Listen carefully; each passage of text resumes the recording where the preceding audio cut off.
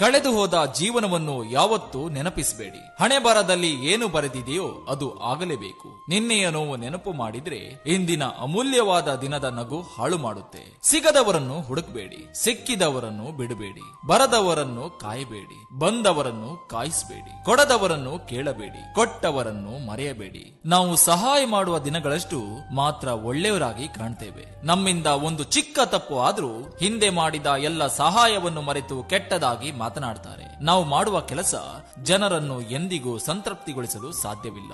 ಆದರೆ ಆತ್ಮತೃಪ್ತಿಗಾಗಿ ಒಳ್ಳೆಯ ಕೆಲಸ ಮಾಡುತ್ತಿರೋಣ. ತಂದು ಹಾಕದವನು ತಂದೆಯಾದರೇನು, ಮಾಡಿ ಹಾಕದವಳು ಮಾತೆಯಾದರೇನು, ಮರ್ಮ ಅರಿಯದವಳು ಮಡದಿಯಾದರೇನು, ಗುಣವರಿಯದವನು ಗಂಡನಾದರೇನು, ಸಹಾಯ ಮಾಡದವನು ಸ್ನೇಹಿತನಾದರೇನು, ಮಾನ ಕಾಯದವಳು ಮಗಳಾದರೇನು, ಮನೆಗಾಗದವನು ಮಗನಾದರೇನು. ಜೀವನದ ಪ್ರತಿಯೊಂದು ಪಾತ್ರಕ್ಕೂ ಒಂದೊಂದು ಗಾತ್ರವಿದೆ. ಅರಿತು ನಡೆದರೆ ಬಾಳ ನಾಟಕ ಸುಂದರ, ಮರೆತು ವರ್ತಿಸಿದರೆ ಜೀವನ ಹರಿದ ಹಂದರ. ಕಹಿಯಾದ ಔಷಧವನ್ನು ಅತಿ ವೇಗವಾಗಿ ಒಂದೇ ಗುಟುಕಿಗೆ ಕುಡಿದು ಮುಗಿಸುವ ನಾವು ಸಿಹಿಯಾದ ಚಾಕ್ಲೇಟ್ ಅನ್ನ ನಿಧಾನವಾಗಿ ತಿಂತೇವೆ. ಇದೇ ರೀತಿಯಲ್ಲಿ ಜೀವನದ ಕೆಟ್ಟ ಕ್ಷಣಗಳನ್ನು ಅತಿ ವೇಗವಾಗಿ ಮರೆತು ಬಿಡಬೇಕು ಹಾಗೂ ಸಂತಸದ ಕ್ಷಣಗಳನ್ನು ನಿಧಾನವಾಗಿ ಮನಪೂರ್ವಕವಾಗಿ ಸವಿಯಬೇಕು. ಸುಣ್ಣದ ನೀರು ಕೂಡ ಹಾಲಿನಂತೆ ಕಾಣುತ್ತದೆ, ಆದರೆ ಗುಣ ಬೇರೆ. ಹಾಗೆ ಕೆಲವರು ನಮ್ಮವರಂತೆ ಕಂಡರೂ ಅವರ ಒಳಗಿನ ರೂಪ ಬೇರೆ ಇರುತ್ತದೆ. ಬದುಕು ಎನ್ನುವ ಪುಸ್ತಕದಲ್ಲಿ ದೇವರು ಮೊದಲನೇ ಪುಟದಲ್ಲಿ ಜನನ, ಕೊನೆಯ ಪುಟದಲ್ಲಿ ಮರಣವನ್ನು ಬರೆದಿಡ್ತಾನೆ. ಆದ್ರೆ ಮಧ್ಯದಲ್ಲಿ ಖಾಲಿ ಪುಟವನ್ನು ಹಾಗೆ ಬಿಟ್ಟಿರ್ತಾನೆ.